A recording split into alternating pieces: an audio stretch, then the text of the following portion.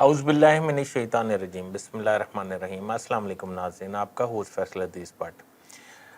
अर्ज़ ये है कि 16 माह का इक़्तिदार ख़त्म होने को है।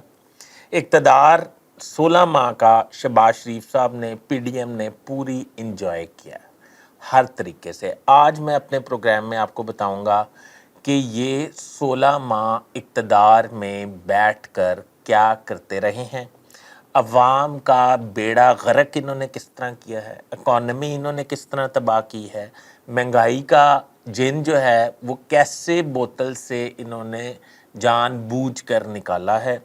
मैं आज आपको अपने व्लॉग में बताऊंगा कि बिलावल भुट्टो जरदारी साहब जो हैं उन्होंने कौमी असम्बली में रूठी हुई तकरीर क्यों की, उन्होंने क्यों कहा नवाज शरीफ साहब, जरदारी साहब मेरे लिए और मरियम के लिए गुज़िश्ता 30 साला रवायती सियासत छोड़ के मत जाइएगा, ये मैं बताऊंगा। दूसरा मैं आपको ये बताऊंगा कि नवाज शरीफ साहब, शहबाज शरीफ साहब के स्टेडियम से वापस जाते ही नवाज शरीफ साहब पैड शैड करके स्टेडियम में वापस आकर क्या करने वाले हैं। नाज़रीन, मैं आपको सब कुछ अर्ज़ करूंगा, आप मेरा चैनल सब्सक्राइब कर लें, बेल आइकन के बटन को दबा लें, मैं आपका बड़ा मशकूर रहूँगा। तो शुरू करते हैं शहबाज शरीफ साहब की तकरीरों से, जो आजकल वो अलविदाई तकरीरें कर रहे हैं और ये कह रहे हैं कि 16 माह का इक़्तिदार उन्होंने एंजॉय किया। 16 माह में उन्हें इस्टेब्लिशमेंट में किसी किस्म का कोई नुक्स नज़र नहीं आया। शहबाज शरीफ साहब ब्रश लेके, वो क्या नाम रखा हुआ था उन्होंने, इमरान खान साहब ने, चेरी ब्लॉसम, बिल्कुल ठीक नाम रखा हुआ था, चेरी ब्लॉसम ब्रश लेके ये राई आर्मी चीफ के पीछे है, ये आर्मी चीफ के पीछे ही रहे हैं और इन्होंने कोई मौका ऐसा नहीं जाने दिया कि ये उनके बूट पॉलिश ना करें। मैं आपको एक वाकया बताता हूं, आप लोगों को अक्सर और बेशतर उसका पता होगा। ये जो वज़ीर आला पंजाब, वज़ीर आज़म, सदर, ये जितने ऐसी सेलिब्रिटीज़ होती हैं जो पाकिस्तान को लूटते छूटते हैं, ये जब इनका कॉन्वॉय जब जाता है ना, इसमें एक करोला गाड़ी पे ड्राइवर के साथ एक बंदा जो है वो सरकारी मुलाजिम होता है, वो ये नहीं मुझे पता किस ग्रेड का होता है, वो भी साथ उस कॉन्वॉय में वो गाड़ी भी जा रही होती है। वो गाड़ी जब जाके चीफ मिनिस्टर, प्राइम मिनिस्टर की गाड़ी किसी मतलूबा मुकाम पे रुक जाती है और वो उतर के अंदर चले जाते हैं, वो फ़ौरन उतरता है अपनी गाड़ी से, जब सारी सिक्योरिटी सेट हो जाती है वो अपनी गाड़ी से उतरता है, वो भी सरकारी गाड़ी में होता है। तो वो उतर के ना फौरी तौर पे पॉलिश और कपड़ा लेके साहब की गाड़ी को दोबारा चमका देता है, उसके व्हील्स चमका देता है, उस पे जितनी कोई डस्ट पड़ी है वो सारी साफ करके दोबारा पॉलिश कर देता है, यानी कि वो पीछे पीछे ही होता है। शहबाज शरीफ साहब लगता है उस बंदे से मुतासर थे, उन्होंने पीछा छोड़ा ही नहीं आर्मी चीफ का, उन्होंने उसके हर जगह जहाँ वो पहुंचे हैं ना, पीछे जाके उन्होंने कहा कि ये पुल भी आपने बनाया है, ये मर्दमशुमारी भी आपने कराई है, ये हेल्थ रिफॉर्म्स भी आपने करवाई हैं, ये जो मीडिया का जो बिल पास हुए हैं कौमी असम्बली से, 15 अरकान ने बैठ के बिल पास, उन्होंने कहा ये भी आपका ही क्रेडिट है। उन्होंने कहा जो पाकिस्तान में ज़र मुबादला आ रहा है ये भी आपका क्रेडिट है। उन्होंने कहा कि पाकिस्तान डिफ़ॉल्ट होने से बचा, ये भी आपका क्रेडिट है। और भी बहुत कुछ काम है, इस पर टाइम नहीं ज़ाया करता, आपको पता सब। अब एक भाई जो है वो अपना मैच ख़त्म करके खुश असलूबी से, ना इनको कोई नुक्ता नज़र आया या इनको कोई प्रॉब्लम हुई एस्टेब्लिशमेंट से, ना आसिफ अली जरदारी साहब और ना बिलावल भुट्टो साहब। बिलावल भुट्टो साहब ने जो उस वक्त तकरीर फरमाई है कि आसिफ अली जरदारी साहब मुफाहमत की सियासत कर रहे थे, और बिलावल भुट्टो साहब ने भी, इन्होंने भी वही काम शुरू कर दिया जो नवाज शरीफ, शहबाज शरीफ ने आपस में रखा हुआ है। बड़ी खूब इन्होंने ये सीखा है उनसे, हालांकि सब उनसे सीखते हैं, इन्होंने उनसे सीखा है।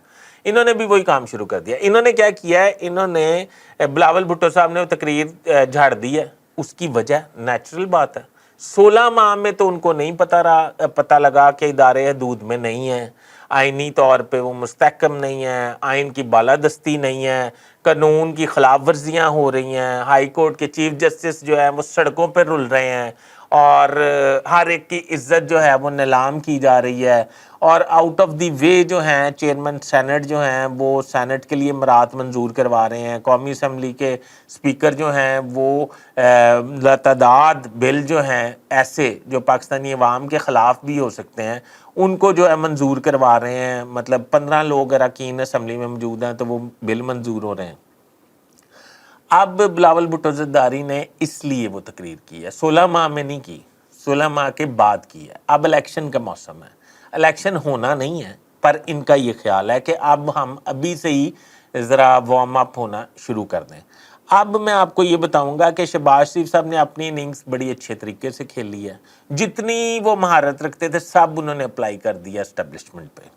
میں یہ سمجھتا ہوں کہ وہ بھی شرمندہ ہوں گے، آرمی چیف بھی، وہ بھی سوچتے ہوں گے یہ کس وزیر اعظم سے میرا پالا پڑ گیا، میرا پیچھے ہی نہیں چھوڑا، تھوڑا کوئی ڈیکورم ہوتا ہے، کوئی میرا مطلب کہ ایک شو پیس ہوتا ہے، ایک مطلب لوگوں کے سامنے بیٹھنے کی کرنے کی بات ہوتی ہے، آداب ہوتے ہیں۔ بیسکلی آپ کو پتا ہے آرمی چیف پرائم منسٹر کے انڈر ہیں، اور تمام فورسز کے سپریم کمانڈر جو ہیں وہ وزیر اعظم ہیں۔ میں آپ کو ایک بات بتاؤں، سردار فاروق احمد خان لغاری پیپلز پارٹی میں کے متحرک لیڈران میں سے تھے، وہ بینظیر بھٹو نے انہیں صدر پاکستان منتخب کروا دیا۔ بینظیر بھٹو سے وہ اتنے ان کے عقیدت مند سمجھ لیں یا اتنے متاثر تھے کہ ایک فنکشن میں جب وہ آ رہے تھے تو بینظیر بھٹو حلف لینے شاید آ رہی تھی وزیر اعظم کا، شاید مجھے صحیح سے یاد نہیں ہے، تو سردار ذوالفقار علی خان سردار فاروق احمد خان جو ہیں وہ بیٹھے تھے، بینظیر بھٹو صاحبہ جب آئیں تو وہ اٹھ کے نا ایک دم کھڑے ہو گئے اور انہوں نے کھینچ کے بینظیر صاحبہ کی کرسی پیچھے کی، تو انہوں نے ان کے کان میں کہا کہ فاروق تم بیٹھ جاؤ، یہ ڈیکورم ٹھیک نہیں ہے، ادھر سارا میڈیا ہے۔ تو فاروق فوراً گھبرا کے تو بیٹھ گئے، تو پھر بینظیر صاحبہ جو بیٹھ گئی، یہ میڈیا کی آنکھ نے محفوظ کر لیا۔ دوسرا واقعہ میں آپ کو سناتا ہوں، فضل اللہ صدر پاکستان تھے، تو ان کے ADC اپنی کتاب میں لکھتے ہیں کہ جب ہم عید کی نماز پڑھ کے آئے تو فضل اللہ نے کہا کہ صدر پاکستان نے کہا کہ گاڑیاں لگوائیں، تو میں نے سوچا آج کوئی اسکیجول نہیں ہے، کوئی اسائنمنٹ نہیں ہے، کوئی ہماری انگیجمنٹ نہیں ہے، تو گاڑیاں لگوا کے میں نے پوچھا سر آپ کدھر تشریف لے کے جائیں گے؟ انہوں نے کہا بھٹو صاحب نو عید ملن چلا۔ تو میں نے کہا سر آپ صدر ہیں، وہ آپ سے عید ملنے آئیں گے، آپ ان کو عید ملنے نہیں جا سکتے آفیشیلی۔ تو انہوں نے کہا دیکھ لیں یار مروا نہ دیں۔ تو یہ حساب کیا وزیر اعظم پاکستان نے۔ وزیر اعظم پاکستان اپنے عہدے کی کوئی تھوڑی تکریم رکھ لیتے، کوئی ڈگنیٹی رکھ لیتے۔ بہرحال مقصد یہ کہ ٹھیک ہے انہوں نے یہ کام کر لیا۔ اب نواز شریف صاحب جو ہیں وہ آ کے اداروں کو اپنی حدود میں رہنے کی ایک تقریر جڑیں گے۔ نواز شریف صاحب ایک عنقریب تقریر فرمانے والے ہیں کہ ملک میں آئین کی بالادستی ہونی چاہیے، ملک میں آئین اور قانون ہی سب کچھ ہے۔ یہ نواز شریف صاحب کی تقریر، آپ نے میرا یہ ویلاگ یاد رکھنا ہے، وہ یہ کہنے والے ہیں۔ اور ملک میں ہم اسٹیبلشمنٹ کو نہیں مانتے، ہم عوام کے ووٹوں کو مانتے ہیں، ہم ووٹ کو عزت دو کا نعرہ لے کر چلے ہیں، ہم اسٹیبلشمنٹ کے ضابطے نہیں مانتے، اسٹیبلشمنٹ کو اداروں کو اپنی حدود میں رہنا ہوگا، ان کو باہر آ کے کوئی حق نہیں ہے کہ وہ کوئی کام کریں۔